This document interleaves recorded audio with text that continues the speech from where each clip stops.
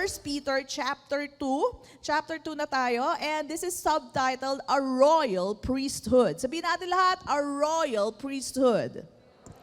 Ayan. And by the way, last week wala po ako, hindi na po ako nakapagpaalam sa inyo. I was in Bulacan, Baliwag, Bulacan, kung saan galing ang mga manok. Alright, Baliwag, Bulacan. And I was able to preach there sa Christ-centered ministry as per invitation of Pastor Noel. Ito po yung mga mini-mentor niya mga churches. And this church is under Pastor Ferdy. Pastor Ferdy po, no? And of course, ang tinuro po natin doon, alam niyo kung ano? Sukdulang biyaya. Ayan, yun po ang tinuro ko doon. And nag-coin din po ako ng word na exabable. Sabihin natin lahat, exabable. Ano yung exabable, Pastora? Mukhang bago yun. Oo, bago lang yung pagka-coin. Pero ibig sabihin nun, exceedingly, abundantly, above all, exabable grace of the Lord. Ayan. Yun po ang shinare ko sa kanila, yung sukdulang biyaya ng Diyos based on Ephesians chapter 1. And it was beautiful. Thank God. They were blessed as well, and I was blessed as well for that opportunity. Okay? So today, exabable na naman po, napaka-exceedingly, abundantly, above all that we could ever think or even ask from God, ibinigay niya na, hindi mo pa hinihingi, ibinigay na. Grabe talaga si Lord. So ito po ang text natin, 1 Peter 2:6-8. So therefore, it is also contained in the scripture. Ibig sabihin, nasa Bible to word of God to. Behold, sabi po ng Diyos, I lay in Zion a chief cornerstone. Sino po ang chief cornerstone natin? Jesus. Jesus is the foundation stone. Siya po ang reference point natin sa kanyang buhay natin. Inililay ang ating buhay. Matibay na pundasyon. Sabihin natin lahat, matibay ang pundasyon ko. Alright? Bakit? Kasi kay Jesus tayo naka-lay on. No? We are laid on Jesus Christ, the firm foundation. Ang sabi dito, a chief cornerstone, elect, pinili ng Diyos, chosen, and precious. Sabihin natin lahat, precious.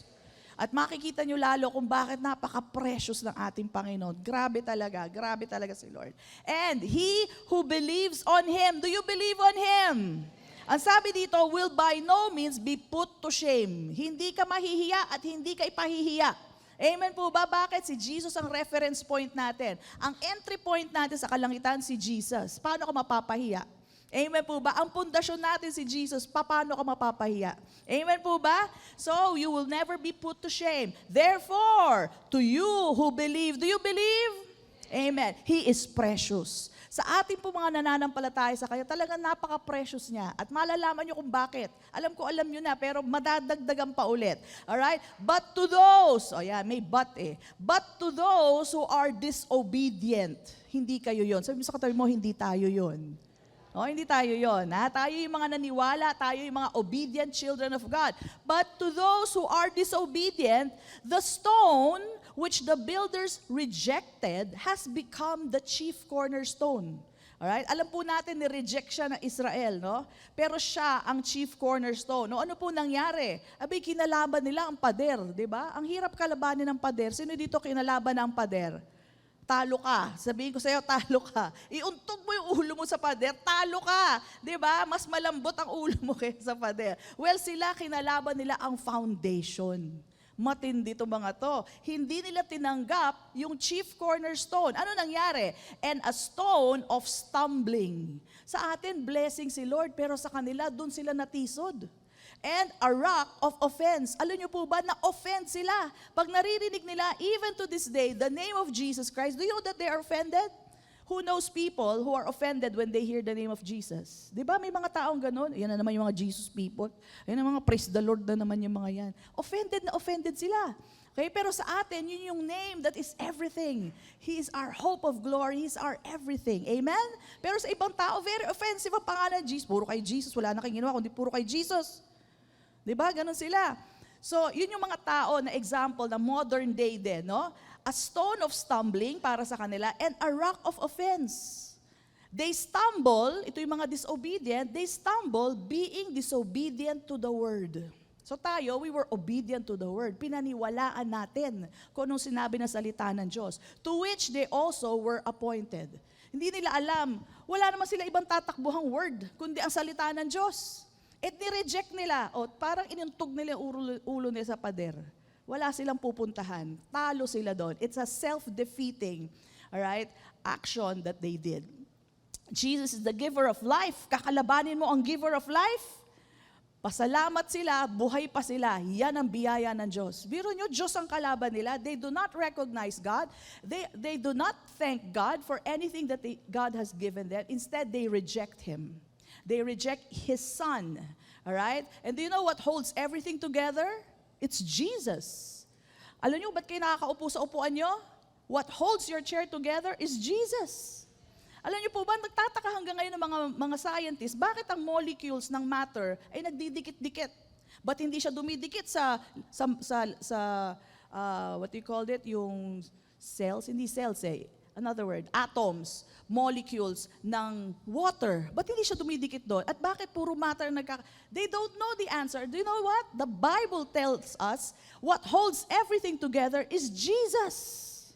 What holds our body together is Jesus Christ. Amen? There's no other answer and they cannot find the answer for that.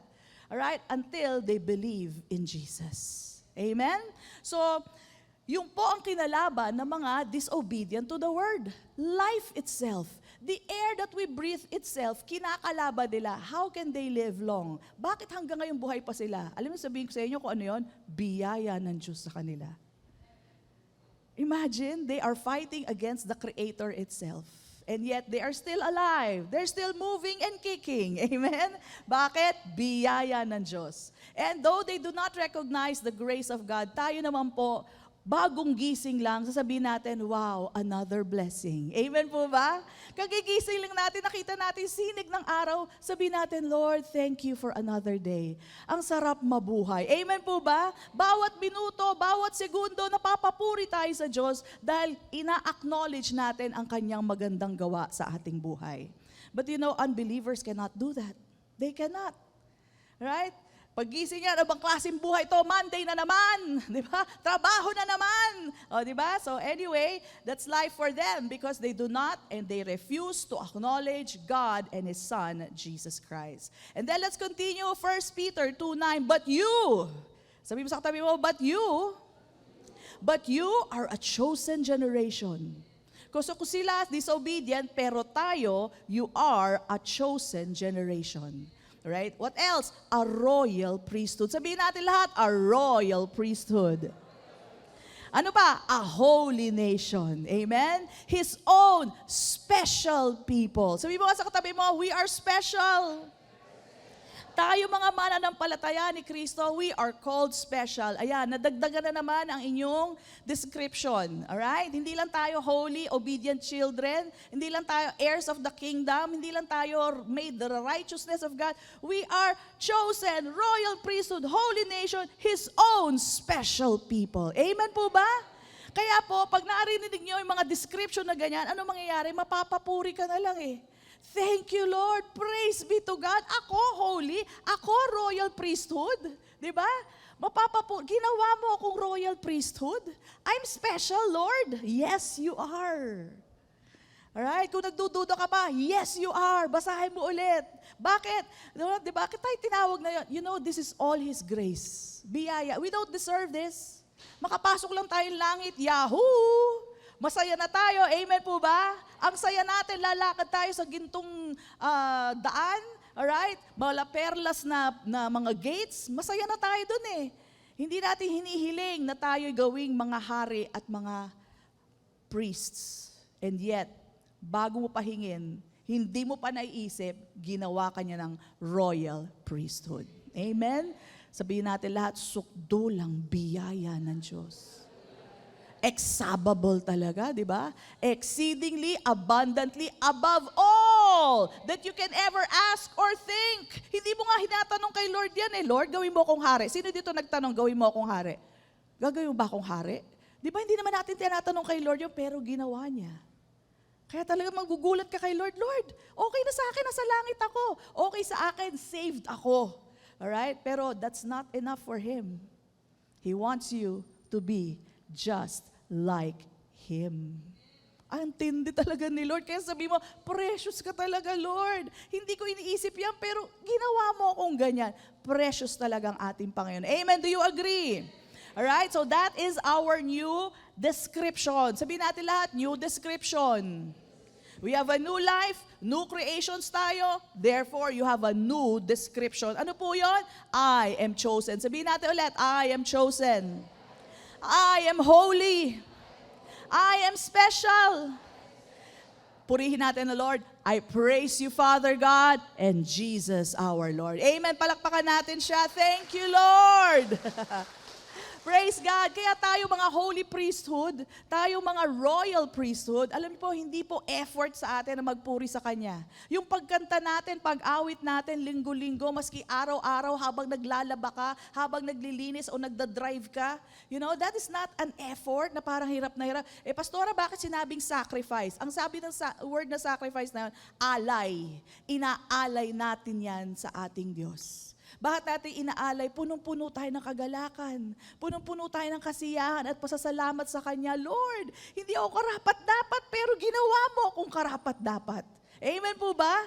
Kaya this offering of our praise to God, alright, hindi yan sapilitan. Maski sasabihin ko sa inyo, because I'm your pastor, I encourage you to come early para sabay-sabay tayo magbigay ng honor sa ating Diyos. Sasabihin ko talaga sa inyo yan. Kasi napaka-importante po ang praise and worship. Amen po ba?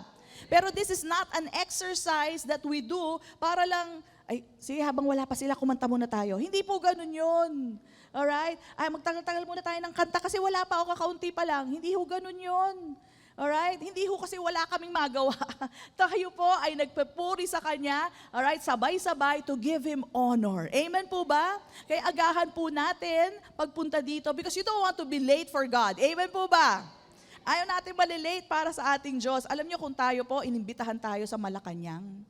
Sinabi tayo, ang Faith Center, aawit sa Malacanang. 6:00 kayo kakanta, ha? Alam nyo, siguro pagdating ng araw na yon, 4:00 pa lang nandun na tayo. Abi, syempre, ayaw mahuli. Maski ba hindi mo binoto yung presidente, syempre gusto mo nandun ka na maaga. Amen po ba? Alright? Pero ang Panginoon, siya ang may lalang ng lahat. Amen? Siya ang gumawa ng lahat ng kabutihan sa atin, ayaw din natin mahuli. Amen po ba? Now, ito naman po ang other side. Kung mahuhuli kayo, if ever, di ba? May mga times ganun, nahuli kayo ng gising, di ba? Medyo na traffic. Tumuloy pa rin kayo. Kasi may nagsabi din sa akin, Pastora, nahiya na ako pumasok kasi late ako eh. Okay lang yung pumasok ka pa rin. At least, sabi nga nila, better late than never. Okay? At least nakarating kayo. So, may pagkakataon talagang gano'n, we understand, di naman namin ikaw i-condemn kung malate ka, no problem, maski umupo ka sa harap, hindi ka namin i-condemn. Ang sa loob-loob ko, pag nakikita ko nga dumating yung sister, ay, buti nakarating siya. Yun po ang iniisip ko sa inyo. Hindi ko sinasabing, late na naman to, ano ba naman to, wala nang ginawa, kundi late. Wala akong gano'n. At sa loob-loob ko, ay, salamat nakarating siya. At least naabutan niya yung kalahati, di ba? Naabutan niya yung benediction, di ba? At least nakaabot siya. Hindi totoo po yun. Yun po ang nasa loob ko, ay, nakaabot siya. Yun po. So, the reason why we come together is to give honor to the one, to Jesus Christ, the Father God, as we are led by the Spirit of God. Amen? And that's an honor. We give honor pag tayo po'y sama-sama. I know you do that in your own homes, di ba? Talagang kumakanta kayo ng papuri sa Diyos, maski bago kayo matulog, kumakanta pa rin kayo. Alright? But iba pa rin pag sama-sama tayo. There's nothing like that. Right? Kung may kumanta sa iyo isang happy birthday, isang tao lang, okay naman yon, thank you, kinantahan mo ako. Pero kung lahat kayo kakanta para sa akin, ibang klase yun, di ba? What an honor that all of you come together in one specific place only to give Him glory. Amen? Praise God. I'm just showing you that. But kung malilate kayo, tuloy pa rin kayo. Okay? Okay lang yan. Basta, wag lagi. The joke lang. Okay lang yan. So, kaya tayo tinawag na royal priesthood. We are to bring sacrifice of praise. Hindi ho yan sapilitan, kundi yan ay inaalay natin sa Kanya, yung lahat ng ating papuri. That's an overflow of joy in our hearts. Overflow of thanksgiving. Masaya po ba tayo? Nagagalak po ba tayo? Nagpapasalamat ba tayo? Ilabas natin lahat yan pag tayo nagpupuri. Amen? Praise God. And what a beautiful thing we did a while ago. Really, there was some freedom, di ba? Lubos-lubusin natin. Practice lang yung kanina. Mamaya, uulitin natin yun, ha? Iwanan nyo yung upuan nyo. Okay lang yan, di mawawala yan. Okay? So, ang mga unbelievers, they cannot do this. You know, what can they praise about? When they reject the giver of life, of every good thing in their life. They do not acknowledge. So, however tayo po, we praise Him. At sabi nga, pag hindi nagpuri, pag walang nagpuri, maski bato, magbe-break out into praise. This earth cannot contain the goodness of God. Pag walang nagpuri, bato na ang pupuri sa Kanya. Amen? Do you get that? The earth will not remain kung walang magpupuri. Alright? Even the rocks will break out into praises. Kaya tayo po, we are grateful. Kaya lagi tayo nagpapasalamat. Salamat o Diyos at inilabas mo kami sa kadiliman into your marvelous light. Amen? At dahil nasa liwanag tayo, kitang-kita natin ang kabutihan ng Diyos. Kitang-kita natin ang pag-ibig niya sa bawat isa. Amen po ba? We see that. Our eyes are open. Wala tayo sa kadiliman, kaya kitang-kita natin ang lahat ng kabutihan ng Diyos. At yan po ang isa sa mga gawain ng royal priesthood. Ito'y gawain na galing sa puso, hindi napipilitan. Amen po ba? Hindi ito po sapilitan, no? How He saved us, how He picked us up, how He helped us in every situation. Alright? Yung akala natin, hindi na tayo ililigtas ni Lord, hindi tayo tutulungan, yung pala, andun pala siya all this time. May sasabihin ako sa inyo, may nag-share sa akin. Ito sa YouTube nyo lang napapanood, o sa mga reels. Okay? Pero ito sinabi talaga sa akin. Hindi ko mabanggitin yung pangalan, but this was very fresh just yesterday. So may nag-testify sa akin, Pastor, kaya gusto niya i-share kasi wow, big deal talaga to. So na somehow merong nag-set up sa kanya, mga evil people, there are always evil people, so make sure na hindi ko mo kilala nyo from long time ago, sasama kayo. So napasama siya doon, and then maya-maya may mga drugs na palang lumalabas, okay? So parang nandun na siya sa kalagitnaan. So siya po ay natamaan din, alright? And nakita niya, may kutsilyo na. And naiintindihan niya na kung mangyayari, kumbaga kukunin na sa kanya yung gamit niya, lahat na, 10 yung mga tao within that house, alright? 10. And pag titingnan mo yung itsura, ang lalaki ng katawan, ang dami nila, paano siya makakatakas. And then finally, he was praying to the Lord. Sabi niya, Lord, paano to? And then all of a sudden, he stood up. Pumunta siya sa pinto. Sabi niya, aalis na ako. Right? I'm not giving you all the details. Basta sabi niya, aalis ako. Alam niyo daw, yung may hawak ng kutsilyo, tumayo. Hahabulin siya. Alam niyo, pagtingin daw niyang ganun, para daw umuntog sa pader. Parang, tumigil siya. Hindi siya nahabol. Alright? Gano'n lang kayo yung bahay para, hindi siya mahabol. Para daw nakita niya na umuntog sa pader, napatigil, tapos nakalabas siya ng bahay, walang humabol sa kanya. Yung kotse niya, iniwan niya eh. Pero siya, naglakad siya, walang nakahabol. 10 yun 10 mga malalaking lalaki, may mga babae din. But none of them was able to touch him alone. Okay? So, he realized, nung una na-traumatize siya sa nangyari sa kanya, but later on, sabi niya, Pastora, ang iniiyak ko, kung paano ako niligtas ng Diyos. Kitang-kita ko kung paano ako niligtas. Sabi ko, alam mo, sa Reels ko lang nakikita yan. Sa YouTube ko lang nakikita yan. Pero yung nangyari sa'yo, sabi ko, that is a miracle. That is God with you. Even in times of trouble, hindi ka pinabayaan. Amen? Come on, let's bless the Lord. Miracles happen. These things happen. Amen? At sa mga oras na ganyan, alam nyo, maaasahan nyo talaga ang Diyos. Sometimes we make mistakes in our decisions. But even in our mistake, okay, nagkaroon siya ng mali, hindi nag-trust kagad siya doon sa tao eh.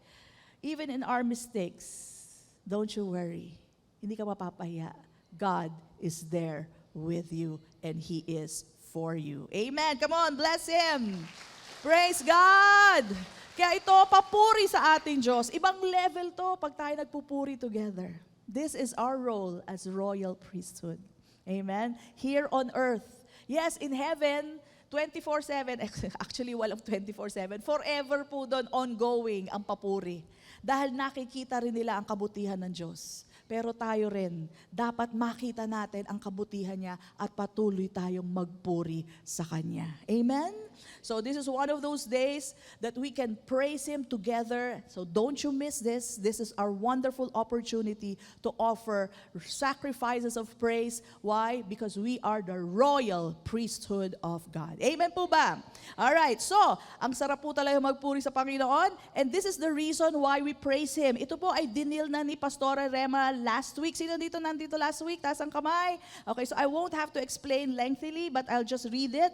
Sabi dito, 1 Peter 2:10, who once were not a people. Dati hindi tayo tao ng Diyos. Alright? But now, sabihin natin lahat, but now, o, diba? Parang may naririnig kayong kanta. Sabi dito, but are now the people of God, diba? But now, sabihin natin ulit, but now, there's no, sabi, hindi, pinaltan ko yung lyrics ha, there's no need to hide since you pushed my fears aside. I'm out of my debt. I'm hopeful and devoted to you. Hopeful and devoted to you. Sige, kulutin nyo. Yun. Hopeful and devoted to you. Okay, yon. So yun yon. Hopeful and devoted na po tayo. Bakit? But now. Ito po maganda. But now, the people of God. Dating hindi tayo people of God. Ngayon, people of God na tayo. Who had not obtained mercy, but now have obtained mercy. Amen po ba? Dati walang habag sa atin. Nagkamali ka, patay ka. Ganon dati ang dealing. Alright? Kaya nga kailangan mag-offer sila ng sacrifices. Imbis na silang mamatay, yung hayop ang mamamatay. Amen? Kasi ang kabayaran ng kasalanan ay kaya yung hayop ang pinapatay para ikaw buhay. Amen? But now, Jesus paid it all. Amen po ba? Kaya tayo'y buhay, tayo'y mga tao niya, at tayo ay may habag galing sa Diyos. Daily, fresh mercies every morning. Amen? Praise God. So, the word is showing us the before and the after. Nakakita na kayo ng before and after picture? Before, walang makeup, biglang nagka-makeup. Iisa bang tao yan? Oo, iisa. Pero parang ang laki ng difference. Dati walang ilong, ngayon, wow, ang ganda ng ilong. Sana all, di ba? Ang ganda ng ilong. Yun yung before and after effect. Tayo rin po ganon, may before and after. Dati wala tayo sa Diyos, ngayon, tao na tayo ng Diyos. Dati walang habag, ngayon, mercies every morning. New mercies every morning. Amen? So yun po ang shinare ni Pastora Rema and more. So you can go to that video. But we will focus on the royal priesthood. Sabihin natin lahat ulit, a royal priesthood. Ano ba ang royal priesthood? Sa mga ayaw bumasa ng Book of Revelation, basahin yon, napakaganda. Tingnan nyo ha, kinakatakutan to ng tao, hindi nakakatakot ang Book of Revelation, i-explain niya kung ano ang royal priesthood. Ang sabi po sa Revelations chapter 5 verse 10, Jesus po ang pinag-uusapan, si Jesus daw po, and have made us what? Kings and priests to our God. Jesus made us kings and priests to our God. Yan po ang ibig sabihin ng royal priesthood. Hari na, priest pa. Amen po? Hari na, priest pa. And sabi dito, we shall reign on the earth. So who made us kings and priests? Ang hina. Who made us kings and priests? Jesus. He made us just like Him. Jesus is the King. We are the kings. Just like Him. Right? He is Lord and He made us lords. Okay? So, tulad niya, ginawa niya tayong mga hari at mga pari. Now, ano ba itsura? Pastora, ano ba itsura ng kings and priests sa panahon ngayon? Okay? And for that reason, I will have a demo. Ayan. Brother Manny, Come on down. Ayan, dito ka, Brother Manny. Sige po, dito po tayo. Huwag kayong mahiya. Ginawa ko na to na first service. Tapos si Kumarty, come on over. Come here. Dali. Si Chris. Ayan. Okay lang yan. Mas maganda pa nga yung example eh. Ayan. Dito po kayo kasi hindi kayo makikita sa camera. Lapit. Dito ka. Sa video kasi hindi kayo makikita. Lapit. Ayan, praise God. I present to you a sample of the royal priesthood. Ayan, yan po. Ayan, palakpakan naman natin sila. Kayo naman, no? Ang hirap kaya tumayo dito, di ba? So, ang royal priesthood, papakita ko lang po sa inyo para alam nyo, maging comfortable kayo. Lapit pa po, brother, hindi makikita yan sa camera. Ayan. Wala pong corona. Walang kapa. May kapa ka ba? Jacket meron pero walang kapa. Walang abito. Naka-shorts pa. Okay? Yan ay sample ng royal priesthood. Okay? Naka-crocs. Favorite ko yan. Naka-crocs pa. Yan ang itsura ng royal priesthood. A king and a priest. They can operate on both. But sometimes pwede ring dominant sila on one. May times on the kingly priesthood sila, all right?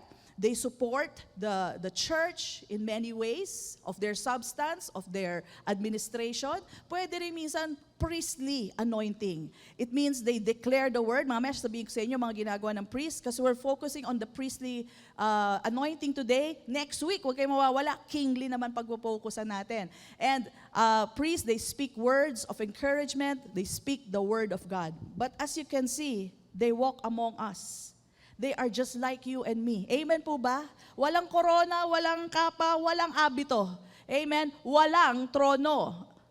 Tama po ba? Wala silang trono. And yet, I tell you, they are kings and priests. They can operate at the same time or pwedeng majority or on the mas dominant side. Chris, ano ang mas dominant sa'yo? More on the priestly or the kingly? I think kingly. Yes, I do believe that. Kingly. No? So as your pastor, alam ko rin yan kasi, Brother Manny, ano po ang operation niyo? More on what side? Kingly.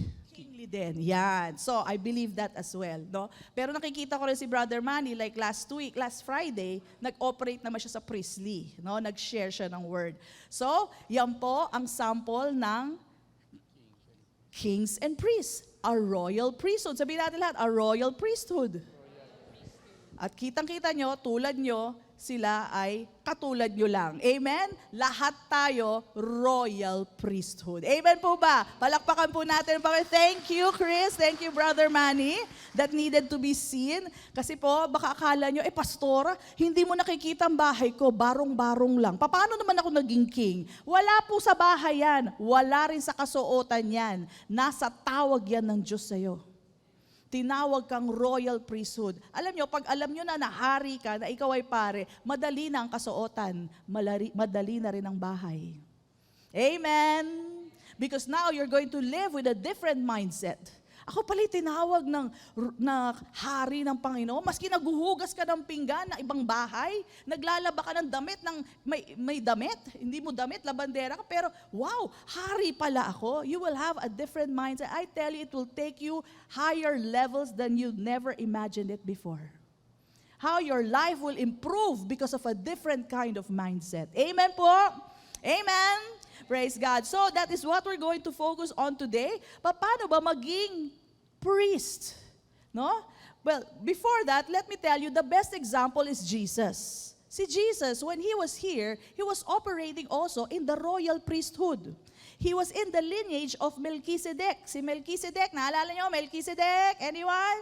Melchizedek is also a king and a priest. He's the king of Salem, and he is the priest unto God. Alright? Si Jesus is in his lineage. Si Jesus po was also a royal priesthood.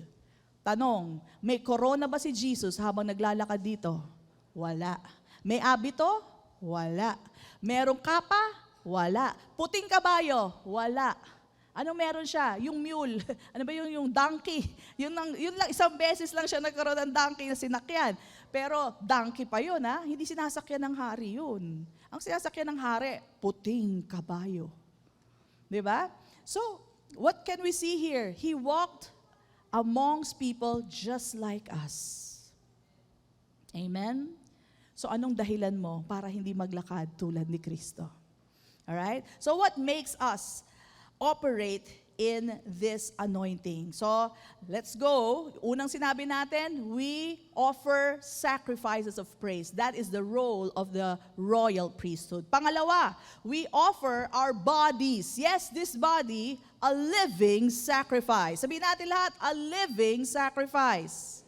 Buhay na pag-aalay sa Diyos ang binibigay natin. Romans 12:1. Ang sabi po dito, I beseech you, therefore, sabi ni Paul, brethren, by the mercies of God, that you present what? Your bodies a living sacrifice. Anong klase daw yung body natin? Holy. Sabi mo sa katabi mo, holy tong katawan ko.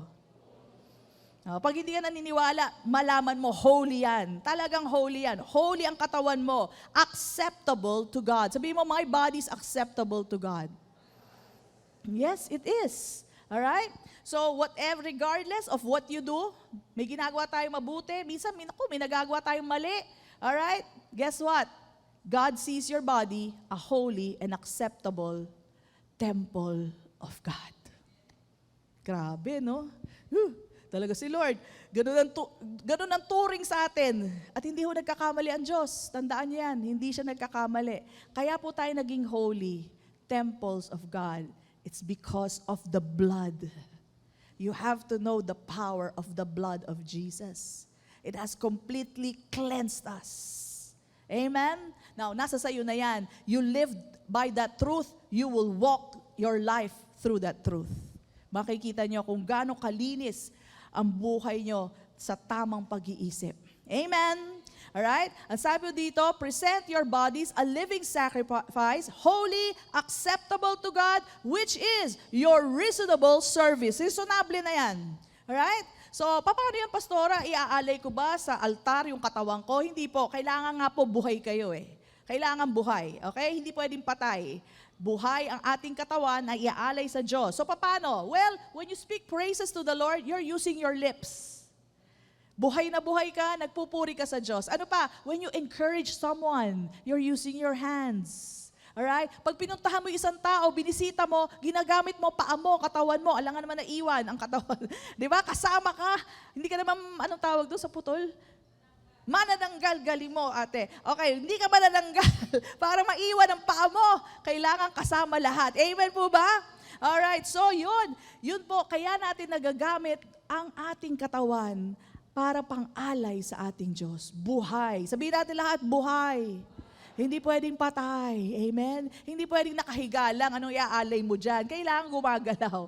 Okay? Pumunta ka sa kaibigan mo, tinulungan mo siya. Alright? At nag-share ka ng word. Hindi kailangan sermon. Sinabi mo lang, alam mo ba, mahal ka ni Lord? Biyaya ng Lord ay sa'yo. Ginamit mo na ang iyong katawan. What? A living sacrifice. Amen? So, hindi po mahirap maging holy priesthood or maging royal priesthood ng ating Panginoon.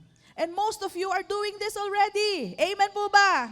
Ginagawa na natin. Minsan tinutulungan natin kapitbahay. Minsan nagbibigay tayo pamasahe sa kapitbahay. O, attend ka ng church. Sakay ka sa sasakyan ko. O kaya, eto pamasahe. Umattend ka ng church. Yan po ay gawain ng royal priesthood.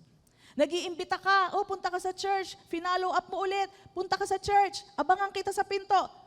You are a royal priesthood in operation. Amen po ba? So you've been doing this. You've been doing this all this time. Nililinaw lang po natin so that you can appreciate, bawat galaw ko pala ay alay sa aking Diyos. Amen? Ina-appreciate pala ni Lord lahat ng gawa ko. Pumupuri lang ako sa Kanya, ina-appreciate. This is reasonable service already. Amen? So, hindi ho tayo ini-enslave ni Lord. O, kailangan ganito ka, kailangan ganito. Wala po. Actually, we're doing it. From the abundance of our hearts, from our gratefulness. Amen? When we post that verse in your Facebook, oh, you're already doing a reasonable service. You just used your hands, you used your eyes, you used your body to share the Word of God. Amen po ba? So, unto God, Jesus made us kings and priests. All right? Now, why would Jesus do that? Alam niyo, madaming dahilan. Pero ito sa nakita ko na in-reveal niya sa akin. Jesus made us just, or God made us just like His Son, Jesus Christ. Okay? So alam natin, originally, we are made in the image of God, right? Likeness of God. Amen? But in the new covenant, we are made and conformed to the image of His Son, Jesus Christ. Kaya kung ano si Kristo, siyang ikaw. Amen. Now let me tell you about relationships. Sino dito may ka-relationship? Wala. Ano ba kayo? Sino dito may ka-relationship? Taas ang kamay. Ayan, lahat tayo, di ba? Lahat. Alangan mo wala kang ka-relationship. Ako nga may anak o di may ka-relationship kayo. O di ba lahat tayo may ka-relationship. Alam mo, a good relationship entails or kailangan ng equality. Unity of hearts. Kaya dito medyo masyashock kayo. Konting shock lang to, konting shock. He made us His equal. Grabe. Grabe talaga si Lord. Na ano ako Biro mo, king siya, ginawa rin tayong kings. Lord siya, ginawa din tayo Lord. Anak siya ng Diyos, ginawa ka rin anak ng Diyos. He is the firstborn among many, what? Brethren. Kung tayo dati binaba niya ang sarili niya para sa atin, He became a servant, alright? He became one of us. Ngayon naman, inaangat niya tayo pataas. Kung ano siya, hari ka rin. Siya ay priest sa God, priest ka rin. Amen! Tagapagmana ng Diyos, tagapagmana ka rin. Tapos yung mana niya, hinatian pa tayo. Grabe talaga si Lord. Sasabihin mo talaga, Lord, you're so precious. Why? What am I? I don't even love myself that much. But how much do you love me? I cannot comprehend. Why do you love me this much? Because He is love. He is love. And He loves you in all your mess, in all your mistakes, in all your wrongs. Wala na yung sin, ha? Kasi yung sin, binayaran na eh. Hindi na pinag-uusapan yan. In all our mess, He loves us. What a beautiful Lord we have. Amen. Sa isang tunay na relasyon, dapat equal kayo eh. I'm not talking about yung husband and wife, dapat mataas yung, we are made to be equal. Kung ako may barkada, tapos tingin nila sa akin, Pastora, paano kami magiging barkada nun? Kaya alam nyo, may mga kausap ako, asa si Eden? Sabi ko sa kanya, huwag ka naman po ng po sa akin, paano ba tayo magiging close? If there's no equality, there cannot be any closeness. Are you getting this? Kung may barkada at ngilag na ngilag sila sa inyo, how could there be openness? It's not possible. Okay? Halimbawa, yung boss mo sa opisina, okay? May ano yan eh, may position siya eh. Kaya talagang nangingilag ka dyan, di ba? Pero papatunayan ko sa inyo, si Jesus walang ka-ere-ere even when He walked here on earth. Paano nyo nasabi, Pastora, walang ere si Jesus? Kalayo ba naman si Peter? Sabi ba naman ni Peter sa kanya, Lord, sabi niya, not so, Lord. Nire-rebuke niya. Tapos sabi ng disciples, sa mga disciples, Lord, do you not care? Wala ka bang pakialam, Lord? Kung very mataas ang tingin ni Jesus at ang presentation niya sa mga apostles niya, hindi sila magsasalita ng ganyan. The mere fact that they can speak to Jesus that way, Jesus put on no airs. Hindi niya sasabi, oh Lord, ako diyan ka lang. Follower lang kita, disciple lang kita, konting tabi-tabi. Pakita ko pa sa inyo. Sa boss niyo ba humihimlay kayo sa dibdib niya? Sino dito humihimlay sa dibdib ng boss niya, boss? May ganun ba? Si John humihimlay sa dibdib ng kanyang Panginoon. He puts on no airs. Amen. Walang ka-ere-ere. Sobrang walang ka-ere-ere ang Diyos. You get my term, ere, di ba? Sobrang wala siyang ere. Alam niyo ba, sa bahay ni Mary and ni Martha, ano sabi ni Martha? Lord, do you not care that my sister is on the floor at ako lang nagtatrabaho dito? Tell her. Aba, inutusan pa si Lord. Sabi ko, ang tindi talaga to si Martha. Ba't sila ganyan magsalita kay Jesus? Jesus has no heirs. He wants to be equal with us. He came to be a servant. He came to be one of us. Amen. And that is why you can assume that even in heaven, He wants no position to be in the way. Sino dito ang pwedeng pumunta sa Malacanang, diretso ka sa pinto, pumunta ka sa harap ni Presidente? Sinong kaya? Baka meron kayong kamag-anak. Pero kung hindi kayo kamag-anak, diretso ka, pwede ba yon? Hindi, di ba? Magpa-appointment ka. Amen? And in reality, if you watched, hindi ako nakapanood noon, sinabi lang sa akin ni Sister Eden, sa Games of Thrones, nakita daw niya doon, natutunan daw niya, na ang mga hari noon, pag pumunta ka sa harapan noon, patay ka. You do not just go in front and have an audience with the king. There is no such relationship. Hello, sino ka? Putol ang ulo mo. Ba't ka napunta sa harapan ko? Ang lakas ng loob mo ah. Walang ganyan. Ganyan talaga ang sitwasyon. Alright? And so who watched our drama here before? Queen Esther. Sino nakapanood? Reyna Esther. O, di ba? Ang tatagal nyo na dito. Reyna Esther. Ulitin natin yan. Huwag kayong mag-alala. Reyna Esther. May dalawa doon na lumapit na alalay ni Reyna Esther. Putol ang ulo. Putol yun. Alright? Kaya si Reyna Esther, yung pagtangka niyang pumunta doon, though hindi nabanggit ang salitang Diyos sa Book of Esther, alam niyo po ba, si Esther pinaboran ng Diyos dahil hindi naputol ang ulo niya nung lumapit siya sa hari. Yun ang evident proof that God was with her. Yun po ang pinakapunto ng story niya. But Esther was in front of the king. But anyway, you cannot do that to any king or queen. Pupunta ka sa harapan ni Prince Charles, get in line. Tapos titingnan natin kung papatawag ka pa, ha? Walang guarantee. Okay?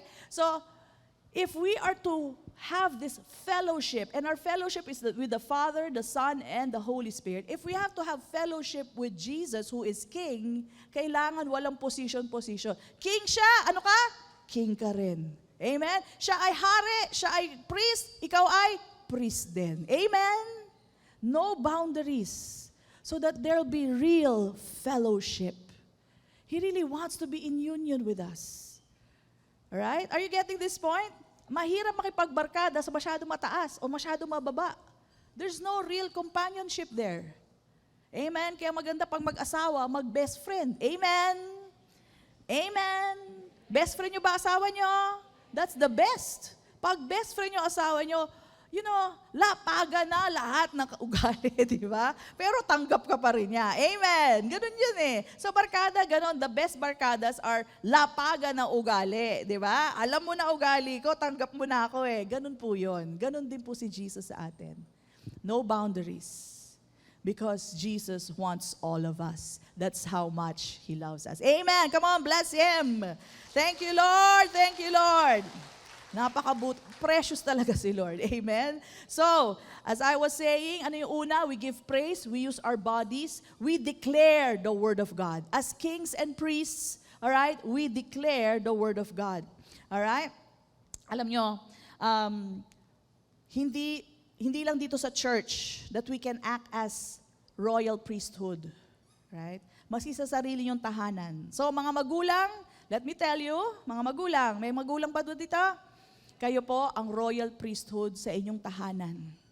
Alright? Bakit? Dahil ikaw ang nanay at tatay? Hindi po. Dahil when you speak the word of God over your children, reminding them of God and His great love for them, that is when you become, you're walking or operating in the priesthood anointing.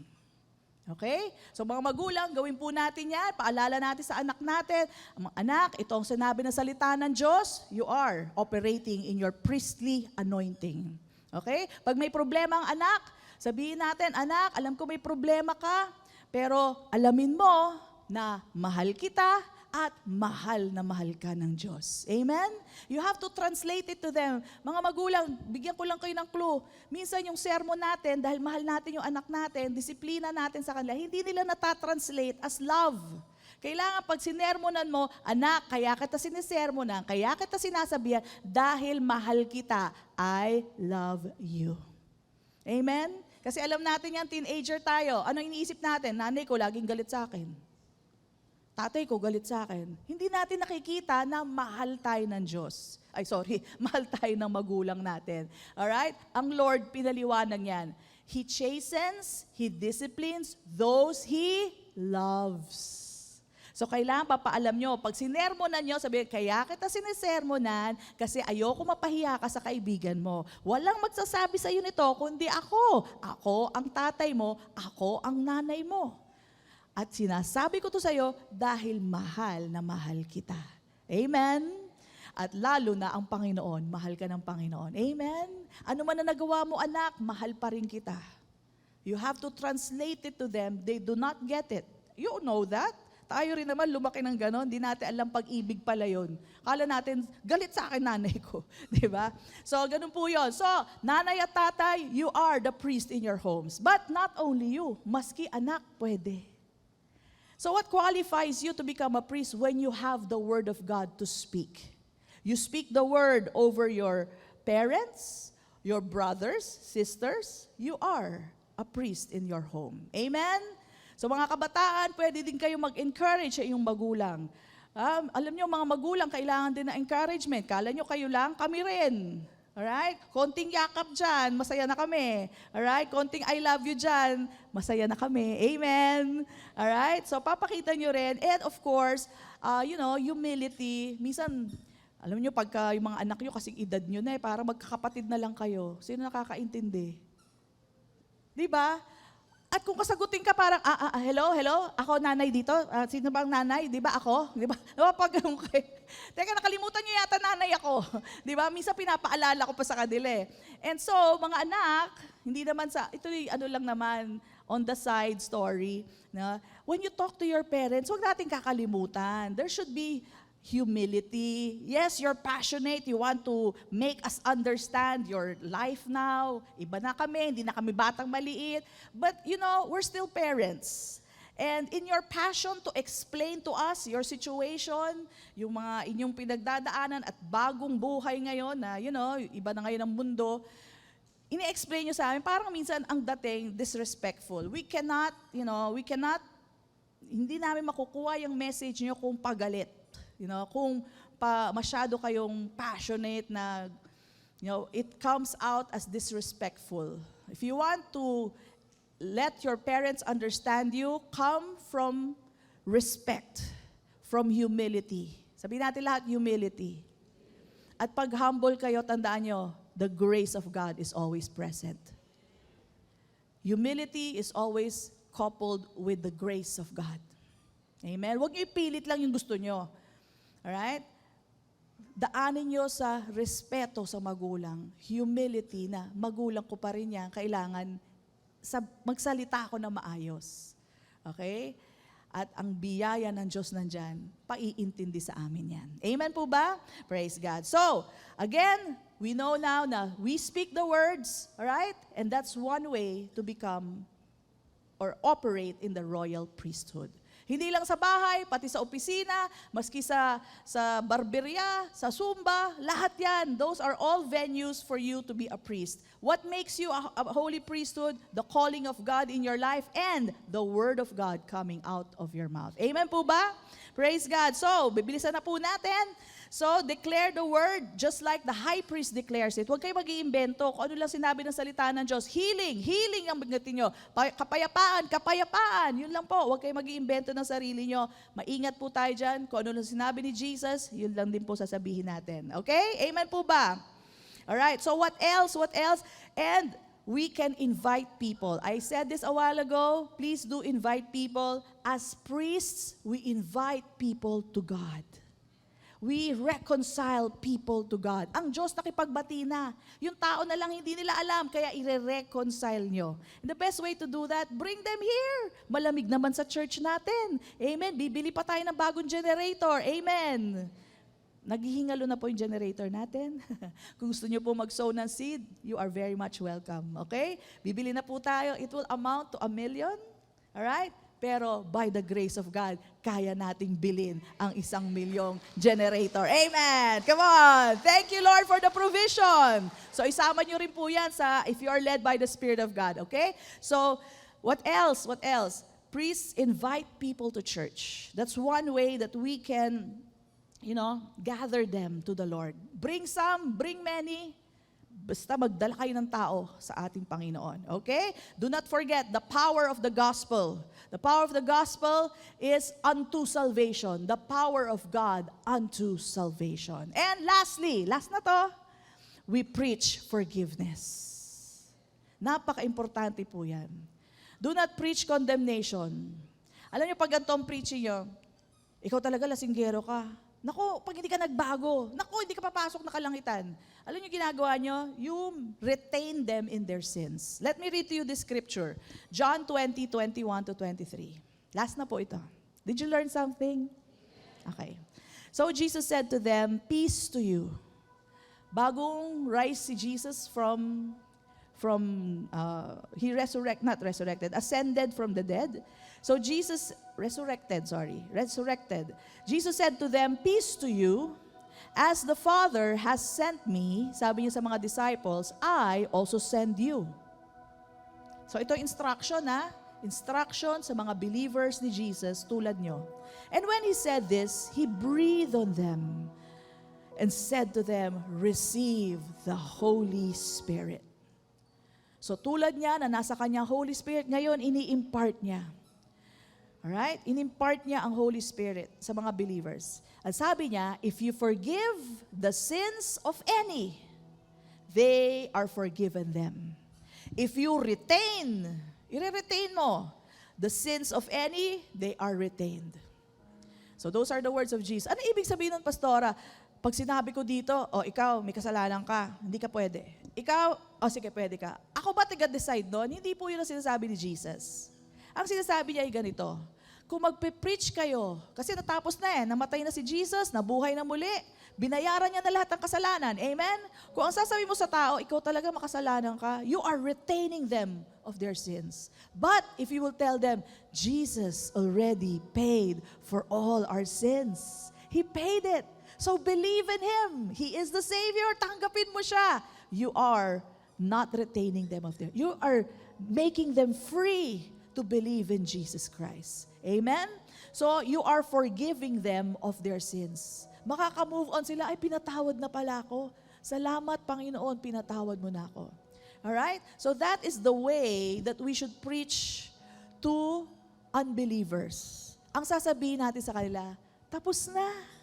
Ginawa na lahat ni Jesus. Magandang balita sa iyo, bayad na lahat ng iyong kasalanan. Tanggapin mo na lang si Kristo Jesus na siyang nagligtas sa atin.